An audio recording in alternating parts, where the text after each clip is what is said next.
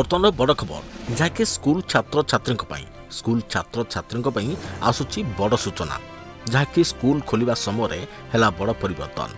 तबे प्रथम दिज्व मध्याह्न भोजन रोषे पूर्व सामग्री जांच करने को निर्देश। तबे जानिबा संपूर्ण अपडेट ता पूर्व वीडियो को लाइक करंतु जदि पारुचंती आपनकर संग साथी मान को वीडियोटी को शेयर करनियतु। जदि फ्रेंड्स आपण माने हमर ई चैनल ले नुआ ही वीडियो देखुचंती पूर्व केबे भी सब्सक्राइब करनाती तबे निहाती चैनल को सब्सक्राइब करे सहित पाखरे आस्तुबा बेल आइकन को बजे रखतांतु। तबे स्कूल खोलिबा प्रथम दिन दियाजिबो मध्याह्न भोजन एने समस्त जिला शिक्षा अधिकारी जहाँकि डीओ मान को विद्यालय और गणशिक्षा विभाग पक्षर चिट्ठी करा जायछि। पीएम पोषण राज्य नोडाल ऑफिसर रघुराम आयर चिट्ठी करिसंती।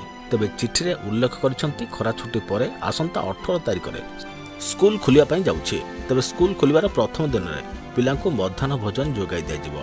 सूचनायोग्य प्राथमिक और उच्च प्राथमिक श्रेणीर पिलांको पीएम पोषण कार्यक्रम रे मध्याह्न भोजन जोगाई दिया जाउछि। तेणु स्कूल आसुथिबा समस्त पिलांको सेमानकर अधिकार जेपरि वंचित न होंती तांको ध्यान देवाको कहा जायछि। एपरिकी खरा छुट्टी रे अव्यवहृत होई रहितबा मध्याह्न भोजन चाउल तेल मसला डाली सोयाबड़ी समेत अन्य सामग्री नष्ट होगा सहित फिंपी होइतिबा आशंका रही। तेणु स्कूल कर्तृपक्ष पाचिका को रोषे सामग्री हस्तांतर करने पूर्व जांच करने को कहुଯାଇଛି।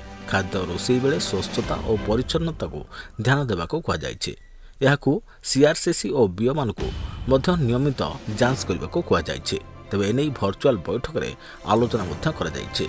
तेबे आपण माने केउ को जिल्लार वीडियो देखुछंती निहाती हमको कमेंट माध्यम रे जणाई देबे। जेमिति कि आपण माने समस्त जानिछंती एबे मध्य गोली गोली लागि रहिछि। तेबे 18 तारिख रे स्कूल खुलिले भलो हेबो कि नाही हमको निहाती जणाई देबे।